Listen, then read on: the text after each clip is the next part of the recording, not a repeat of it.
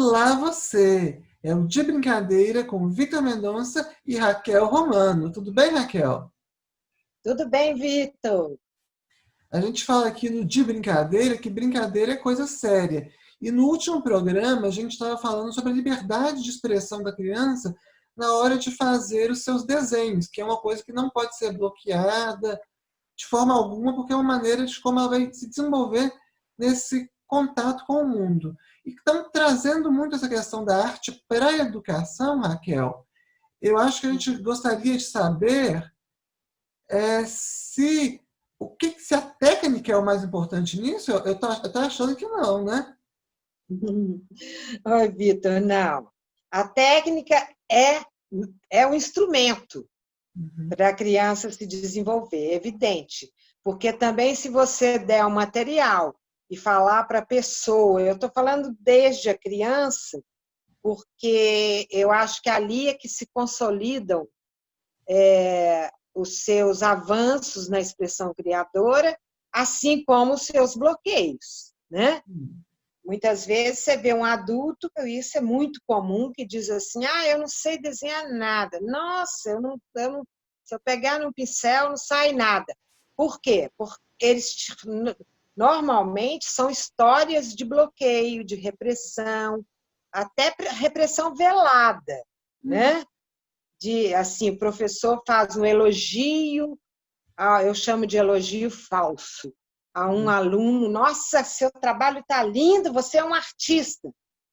Isso aí é um crime também, porque nós não estamos, a arte-educação não é para formar artistas. Então, esse elogio, o outro escuta, o outro também escuta, e se desencoraja. Isso é muito comum. Né? Agora, você vai ver, o artista, em geral, são pinturas cópias, pinturas estereotipadas, ou não. Pode ser que seja um talento também, né? Que já nasce com esse talento, que tem essa habilidade já Uma vocação desenvolvida, né? maior. Vocação, exatamente. Mas, mesmo assim, a atitude do adulto é muito importante nesse sentido, porque nós queremos democratizar a expressão criadora. Essa é a minha grande defesa na vida, né? Essa expressão que você leva depois para o seu trabalho, para a sua profissão, para aceitar as diferenças, para enxergar novas possibilidades, né? Então, voltando lá à sua primeira pergunta, a técnica é apenas um meio. Importante, sim, mas eu não posso exigir que o meu aluno seja fiel àquela técnica, até porque se ele extrapolar, se ele transgredir, eu vou achar ótimo. Se ele fizer uma mistura diferente de tinta, se ele trouxer um outro material para fazer aquele trabalho, eu vou falar, poxa, que legal, ele tá voando, né, pelas suas próprias vontades. Isso é maravilhoso. Então, nós, desde a criança pequena, a gente introduz tintas, argila. Muita gente fala que a massinha é para criança. Eu hoje defendo a massinha para crianças maiores, pré-adolescentes, adolescentes e adultos. Por quê? A massinha, tudo bem. Você coloca a massinha na mão de uma criança, é interessante que ela vai fazer o mesmo processo do desenho de que nós falamos na outra entrevista. Ela Sim. vai fazer desordenadamente, vai amassar na mão, depois ela vai fazer cobrinhas, depois ela vai tentar dizer que é uma figura ou outra, entendeu? Precariamente, né, aos olhos da perfeição, que não existe, mas é a mesma coisa. Então, as tintas, quanto menor a criança, mais grossas devem ser as tintas, Uhum. porque ela tem domínio sobre aquilo. Então, eu não posso dar uma aquarela para a criança que ela se sente insegura, porque a aquarela ela te domina. A tinta aquarelada, ela te domina. ela vai embora. Então, aquilo é para pessoas já adultas ou meninos maiores que têm essa consciência, né? Mas quanto menor a criança, outra coisa, né, que a gente já falou de brincadeiras, mas eu quero introduzir aqui porque tudo anda junto. O brincar, o desenho, as artes em geral, né? A gente, quanto menor a criança, maiores devem ser os objetos de manipulação, os brinquedos, entende? Porque ela ainda não tem a coordenação global dos movimentos desenvolvida.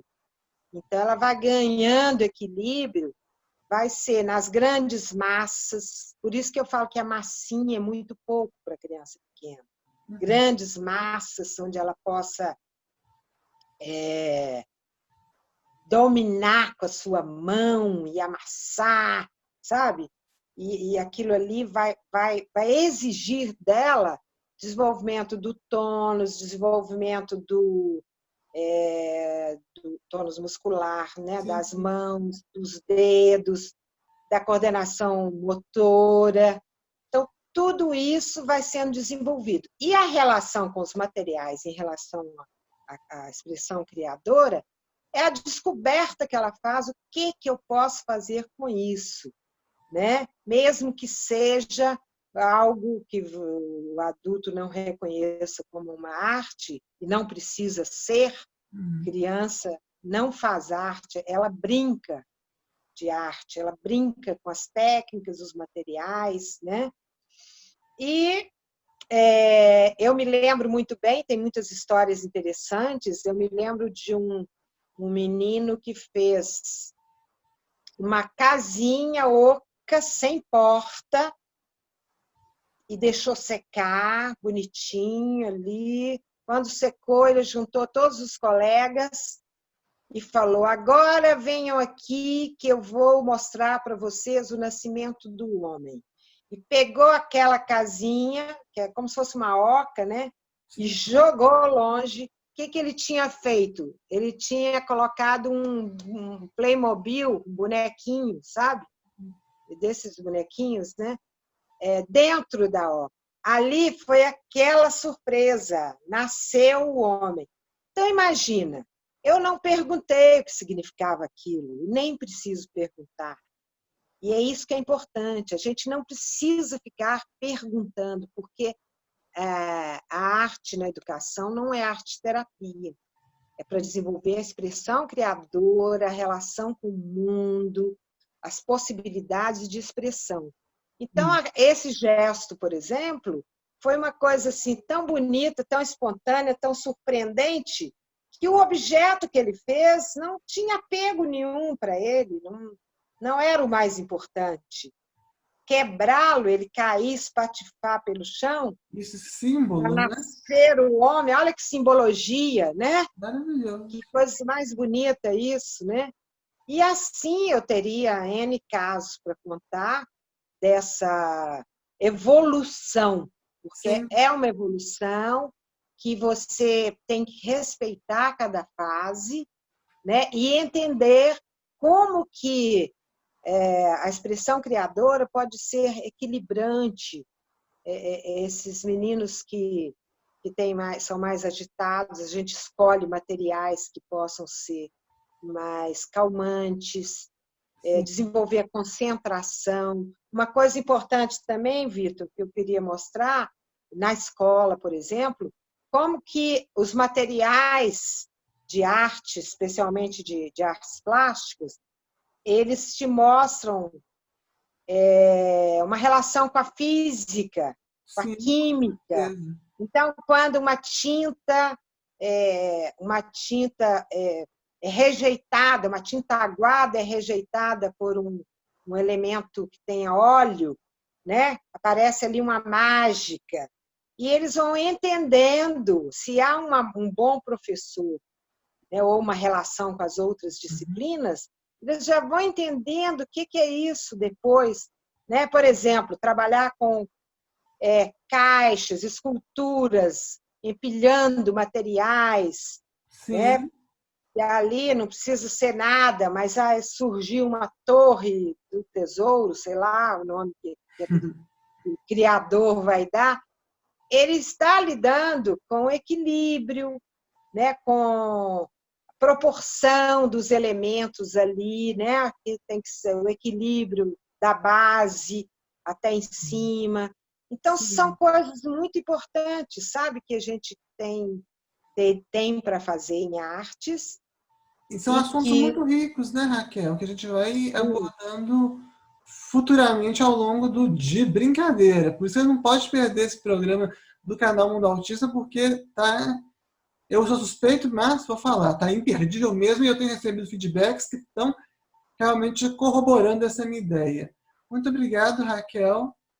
eu que te agradeço, Vitor. Até a próxima. Até. Tchau, tchau.